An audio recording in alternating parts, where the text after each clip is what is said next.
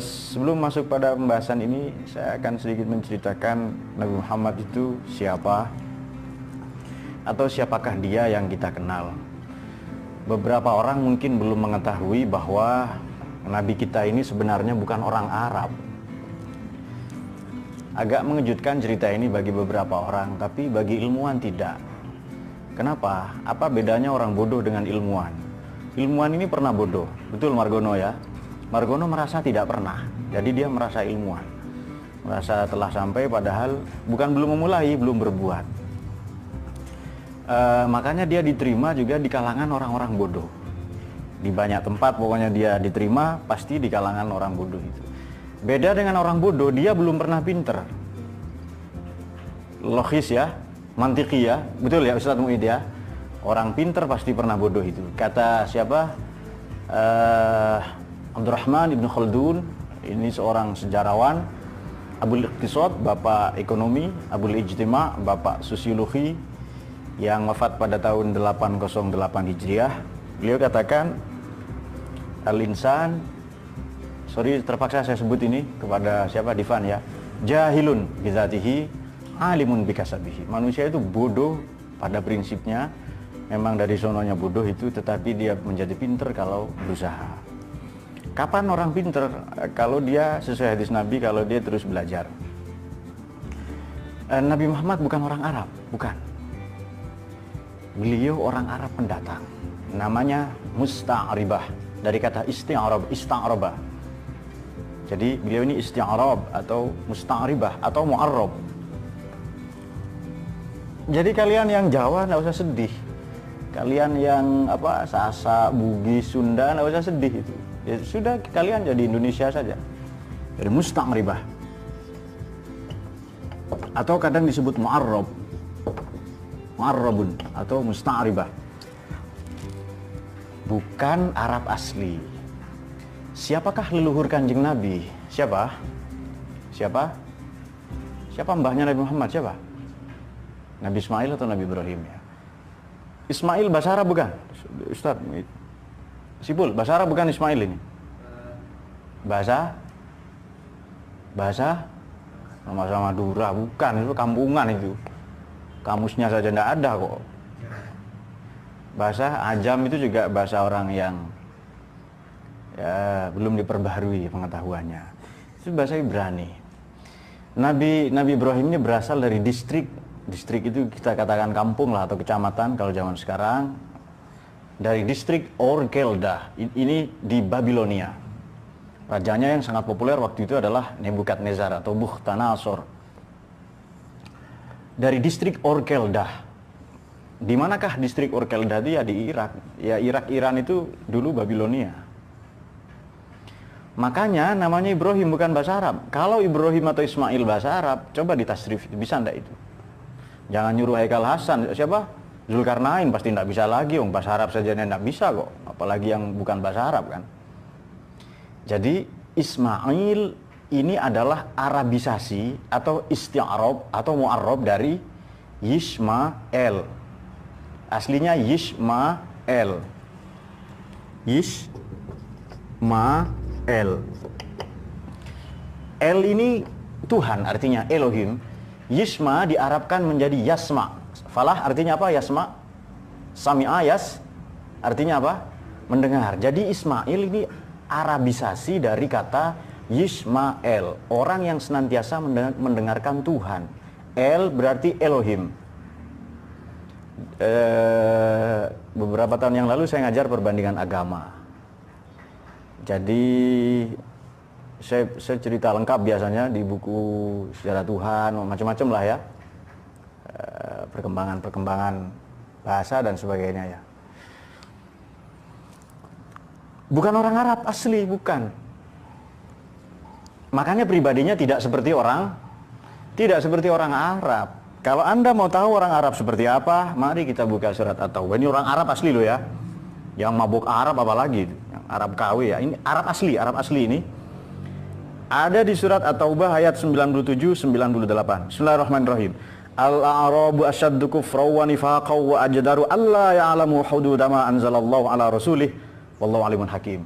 paling kafir, paling munafik. Arab itu. Bukan kata saya, kata Quran. Taubah 97. Mereka tidak mengetahui la ya'lamu hududa ma anzalallah, tidak tahu. Dan memang tidak peduli pada undang-undang, pada hukum Tuhan, enggak peduli itu. Ma anzalallahu ala rasulih, kepada yang diturunkan kepada nabi. Sebagian dari orang Arab gurun ya, sobat gurun itu, wa minal a'rabi may yattakhidhu ma yunfiqu maghraman wa yatarabbasu bikumud dawair. Mereka beranggapan kalau infak ini buang-buang duit, dan yatarabbasu bikumud dawair, menginginkan nabi celaka dan mati. Arab asli itu. Ya, paham ya? Jadi kalian tidak usah sedih itu. Tampangnya tidak kayak Arab, kemudian pakaian tidak Arab, tidak usah sedih, santai saja. Quran itu nilai, Islam itu nilai. Perintahnya hanya pakai menutup aurat, silahkan sesuaikan dengan kebudayaan masing-masing. Boleh triplek, boleh terpal, boleh karpet, boleh pakai genteng, kardus, silahkan. Tidak harus gamis itu. Gamis bagus kalau pakai sholat, kalau pakai demo ya enggak. Sudah paham sampai di sini ya? Jadi Kanjeng Nabi bukan orang Arab asli, bukan. Mari kita uji pernyataan ini apa benar atau tidak. Jangan langsung percaya. Filosof mereka tidak percaya sebelum membuktikan. Benar itu benar setelah dibuktikan. Baik, leluhurnya Kanjeng Nabi misalnya, namanya orang Arab jahiliyah ya waktu itu ya tradisinya. Tapi leluhur mbah-mbahnya Kanjeng Nabi ini berbeda. Mereka semua para petualang. Jadi para traveler. Kadang disebut spasialis atau traveler, para petualang. Traveler ya. Misalnya mbahnya Nabi yang ke-6 kalau tidak salah, Muhammad bin Abdullah ya, bin Abdul Muttalib, bin Hashim, bin Abdi Manaf, bin Qusay, yang ke-5. Beliau disebut Qusay karena sering berpetualang. Kalau kita baca Barzanji itu nama aslinya Ismuhu Mujammi', nama aslinya Sayyid Mujammi', Tuan Mujammi'. Sumiya bi Qusayyin, ia dikasih nama Qusay, dijuluki Qusay litaqasihi, karena beliau sering berpetualangan ke banyak negara. Baik untuk kepentingan belajar, kemudian berdagang dan lain-lain.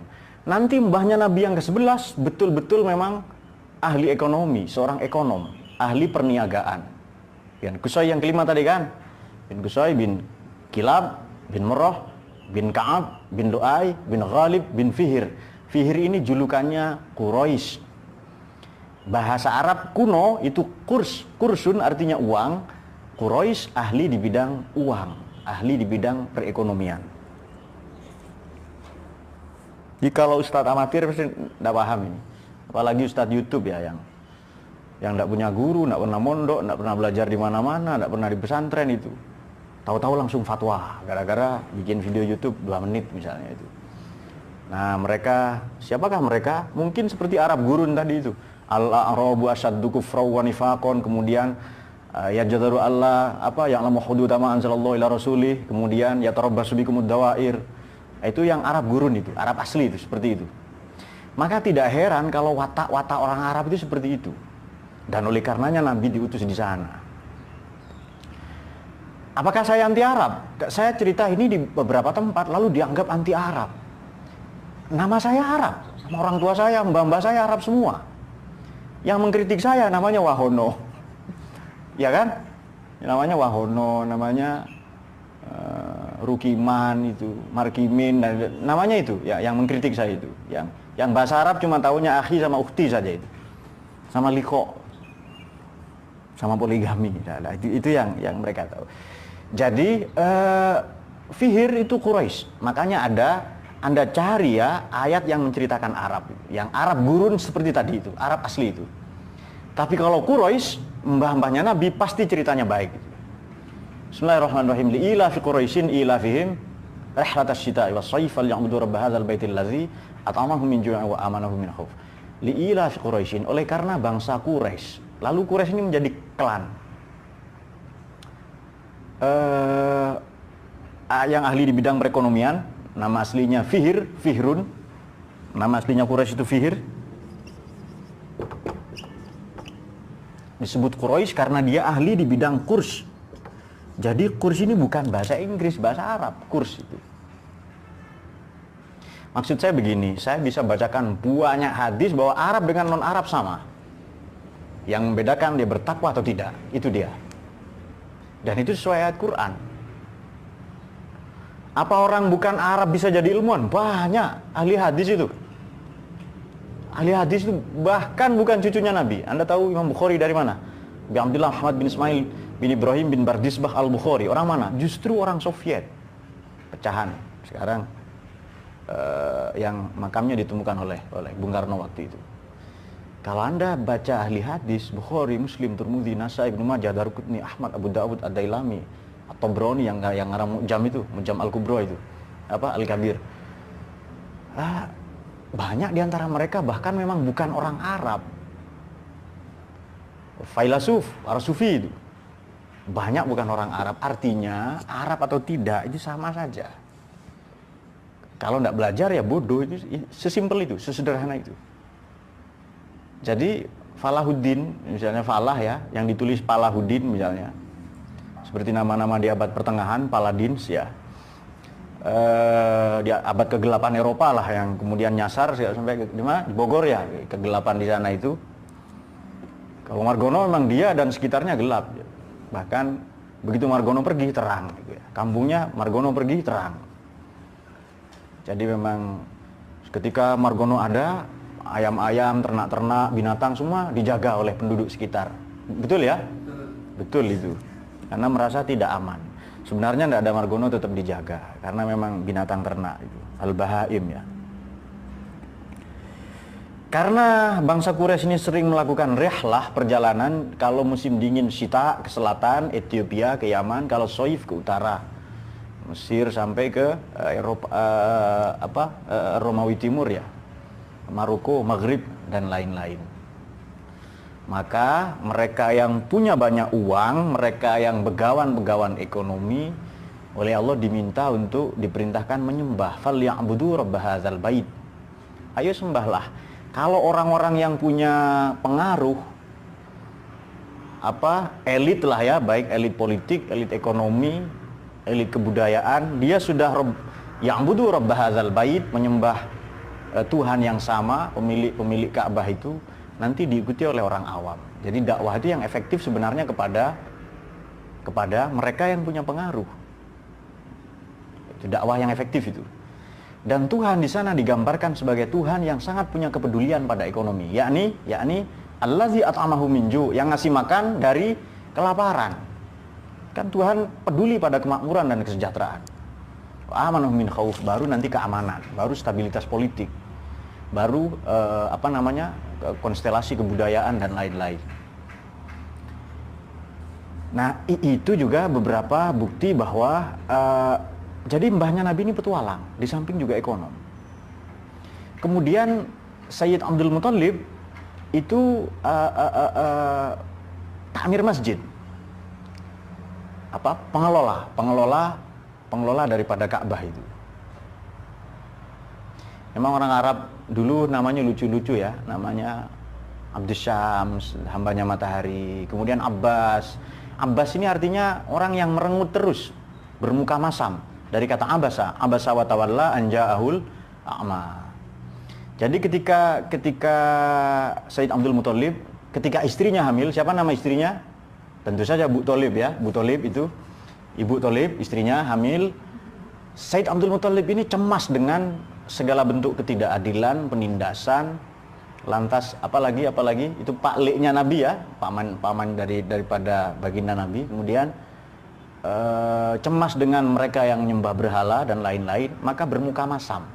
Orang yang merengut terus, Abbas artinya merengut itu. Merengut pada cemas kepada masam, tidak suka kepada penganiayaan, ketidakadilan, perbudakan dan lain-lain. Ya, Anda mau dikasih nama Abbas enggak apa-apa. Bagus daripada Margono, enggak ada artinya kan? Betul kan? Enggak ada artinya, enggak jelas, cari di kamus juga. Sampai sobek enggak ada itu. Kalau ditulis di buku-buku sejarah, mengotori buku sejarah nanti. Kalau Margono diunggah ke YouTube, mengotori YouTube nanti itu. Pokoknya seperti itulah itu ya. Saran saya nggak usah jadi filosof, jadi banser saja. Itu langkah yang baik lah itu. Bagaimana jadi filosof nggak bisa kan, sudah terlambat ya. Kecuali dia mau memperbaiki diri di mana? Ya, di tempat belajar kita ini. Maka akhlak Nabi ini tidak suka foya-foya, tidak seperti orang Arab pada umumnya. Dan memang Ka'bah ini posisinya kan lembah. Ada sumur Zam-Zam di situ, maka ia adalah tempat transit. Dilalui banyak sekali kebudayaan, kota yang kosmopolit lah ya. Ada kan aktivis organisasi kalian lah yang tidak ilmiah itu loh, menganggap Nabi ini Nabi revolusioner dari padang pasir katanya. Mekah itu bukan padang pasir, kota. Madinah juga kota, ya kan? Dianggap sobat gurun itu, revolusioner dari gurun itu. Apa bedanya dengan Badui kan? Maunya keren tapi tidak tahu, tidak ngerti sejarah dia. Itu Allahumma shalli ala sayyidina Muhammad. Nah, itu beberapa latar belakang. Makanya karakteristik syakhsiyah ya, personality daripada baginda Nabi ini jauh berbeda dengan orang Arab pada umumnya. Beliau lebih senang berpuasa, mengasingkan diri, bersemedi ya. Kemudian nyepi, berkholwat di Gua Hira. Ini membuktikan bahwa tidak sama dengan orang Arab beliau itu. Coba analogi saya begini, saya hijrah ke Kalimantan. Mungkin cucu saya yang keempat, kelima jadi orang Melayu, betul ya? Tapi mereka katakan nanti, dulu mbah saya dari Jawa, pasti begitu. Tidak mungkin dikatakan mbah saya orang Melayu, tidak. Begitu pula Kanjeng Nabi, mbah saya dari Babilonia.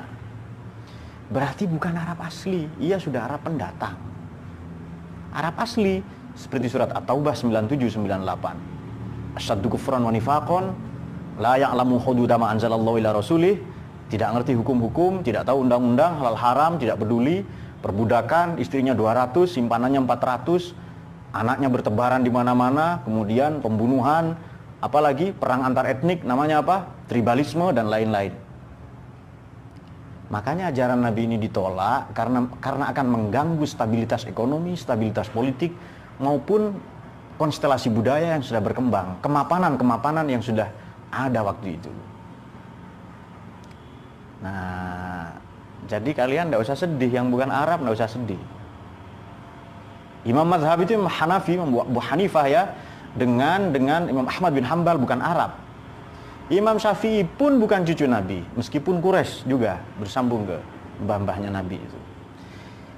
Sekali lagi bukti bahwa sudahlah, kita ini Indonesia jadi Indonesia gitu, nggak usah kepingin jadi Arab, nggak usah gitu. Jadi kita lahir di Indonesia disyukuri. Islam itu yang kita terima, akidahnya, risalahnya kita terima itu, tapi fakta bahwa kita orang Indonesia nggak usah dihilangkan. Nah, ini beberapa ada orang yang ngajinya tidak seperti kita, lalu keblinger, lalu kepingin jadi Arab. Orang Arab sendiri itu kiblatnya ke Amerika. Anda tahu Saudi itu negara boneka, hadiah dari Amerika. Jadi barokatan syamilah warahmatan nazilah min hadrati Amerika. Itu Saudi itu. Ada dua kota yang seharusnya menjadi punya Yaman, tapi oleh Amerika diberikan ke Saudi, yakni Najjar dengan Taif. Sampai kiamat akan konflik terus, sesuai hadis Nabi itu. Ceritanya begini, ketika negara-negara Turki Utsmani runtuh ya, 23 Maret 1924, 23 Maret 1924 sudah runtuh. Negara Arab yang 22 provinsi ini menjadi menjadi bancaan. Bancaan itu apa ya? Pokoknya dikapling-kapling menjadi milik Inggris, milik Italia seperti Libya ya, kemudian milik Inggris, Prancis, semuanya dijajah itu. Dan rata-rata sudah sekuler, bahkan sosialis. Amerika tidak mau kalah saing dengan Soviet waktu itu, terutama pasca Perang Dingin. Ketika sebelum dimulai sampai pasca Perang Dingin. Caranya bagaimana? Bikin negara tandingan, bikin negara boneka. Siapa saja negara boneka itu? Apa saja? Arab, Saudi maksud saya, kemudian Bahrain, kemudian Kuwait, kemudian Uni Emirat Arab. yang penduduknya masih 200.000, 600.000, cuma 4 suku, 2 keluarga. Abu Dhabi itu kan nama keluarga itu. Yang sekarang Abu Dhabi itu Abu Dhabi itu. Nah, seperti itu kira-kira, maka mereka tidak punya nasionalisme. Nah, sekarang bagaimana kalau ada hadis Nabi bahwa kecintaan saya kepada Arab ini karena 3 hal. Selain Arab itu bahasa Quran, li'anil Arabi, karena saya orang Arab. Betul, tapi Nabi bukan Arab asli. Nah, itu yang patut dipahami itu. Supaya begini ya, dan memang di Quran itu semua dimuliakan oleh Allah itu. Yang kafir, yang Yahudi, yang Hindu, yang Konghucu. Walaqad karramna bani Adama wa hamalnahum fil barri wal bahri warzaqnahum minat thayyibat. Allah memuliakan, sungguh-sungguh memuliakan semua anak cucu Adam itu. Dimudahkan transportasinya di darat, di laut, kemudian dikasih rezeki yang baik-baik. Siapa? Divan dengan Bahri tidak makan koral, sekrup atau baut, tidak, makannya yang baik-baik, betul ya? Semua makanan yang baik-baik, atau makan flash dish atau apa, tidak. Kemudian in akramakum nanti ya, indallahi atqakum, dan beberapa ayat yang lain. Nah, itu beberapa latar belakang seperti yang sudah kita jelaskan ya. Hal ini sekali lagi membuktikan bahwa